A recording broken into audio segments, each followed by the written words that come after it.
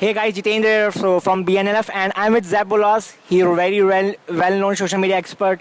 So Zap, please share your journey. That how did you get started in social media? It was in 2008, and I logged onto Facebook for the first time, and as I started using it, I noticed people were really obsessed with it, and I went, there's something going on here. And when I got onto Twitter 6 months later, I noticed the same sort of behaviour. So this, what I call this intersection of humanity and technology, was really resonating with people.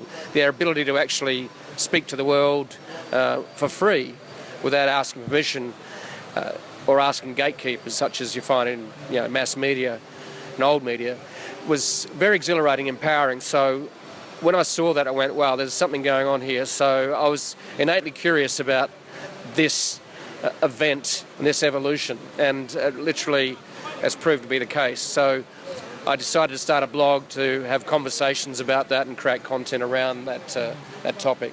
Social media, yeah. So you at Zap Bolas, you do all about social media and content marketing. So how did you make Zap Bolas as a big brand right now in social media world?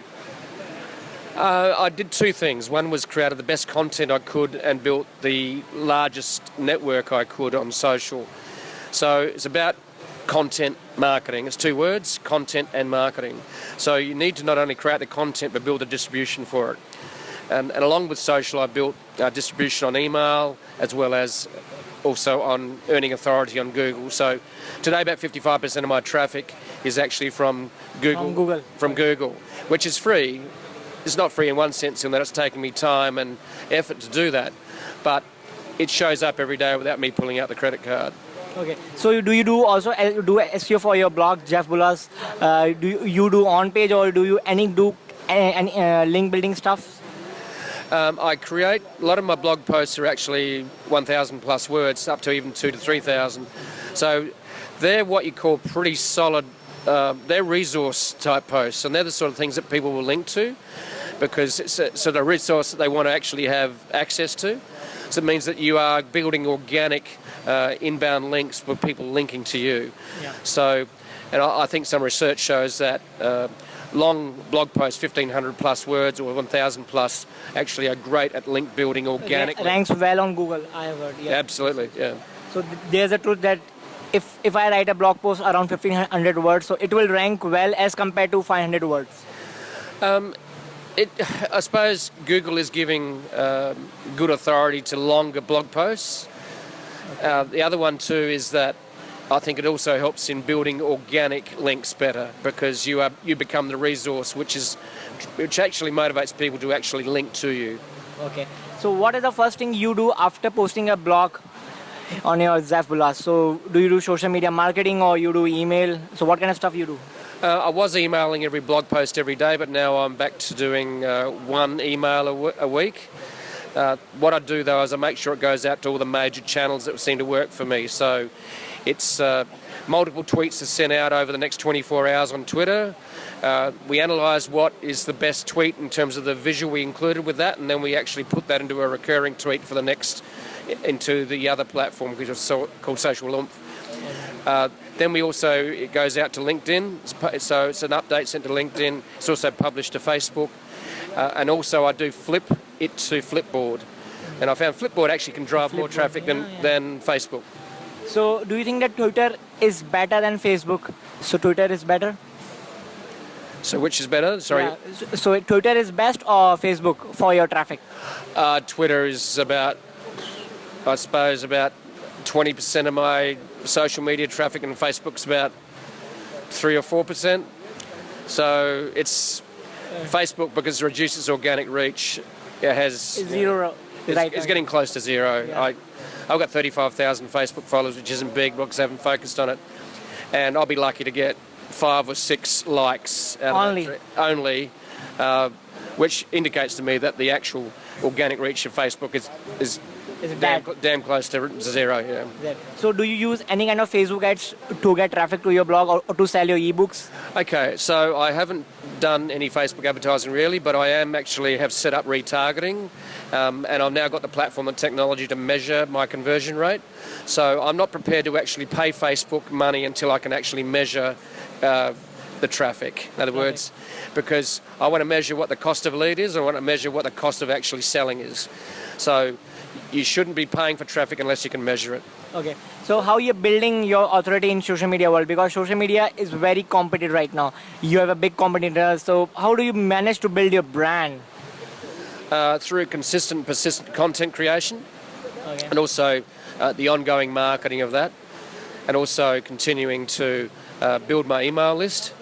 A big part of what I do is focus on building my email list, continue to do that, because that's your own traffic. That means you can reach your audience when you want to, not dependent upon an algorithm which has been put in place by Facebook or Google. Google. So you depend on Google totally for organic traffic right now. Google is the best key for to getting your traffic. Google's 55% of my traffic. Twitter, I think, is about 17 to, I think, around 20%. I can't remember the exact numbers, but Twitter's a big part of that. But I think the thing you got to keep in mind with Twitter is it's actually top of mind awareness that people discover you, then they'll link to you. That means that continues to build organic traffic. Yeah. And then they'll actually join your email list. So it's not just about, Twitter cannot just be measured in terms of just at mentions or shares. You really got to think about what is the ongoing sharing that attention creates, and that attention then grows into better Google search results and ranking, and also leads to what we call better link building too, because people discover you and then read your blog and then actually build an email list. So Twitter's what I call top of the funnel brand awareness. It's the money's still in the email list. And the money is in the email. Yeah, absolutely. Yeah. So how do you build your email list? You build through your blog, or you use Facebook for building your email list?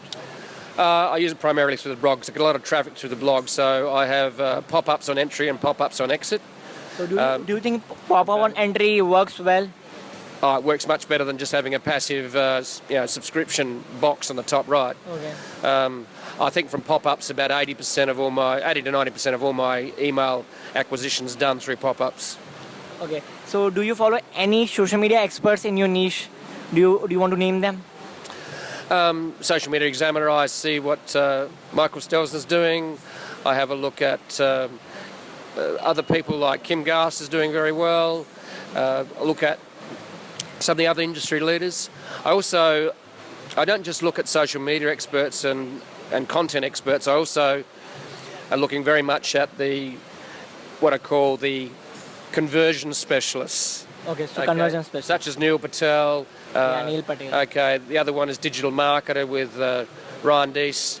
Then there's other ones like Russell Brunson, Todd Brown, Danny Innie. I have a look, because for me it's actually, I've moved very much beyond just doing social media, because that's only part of what I call a digital marketing solution. But I think a lot of people are still trapped in the social media as a shiny new toy, and they're doing engagement. So yeah. So how is the experience at BNLF right now? It's been fantastic. Great to meet enthusiastic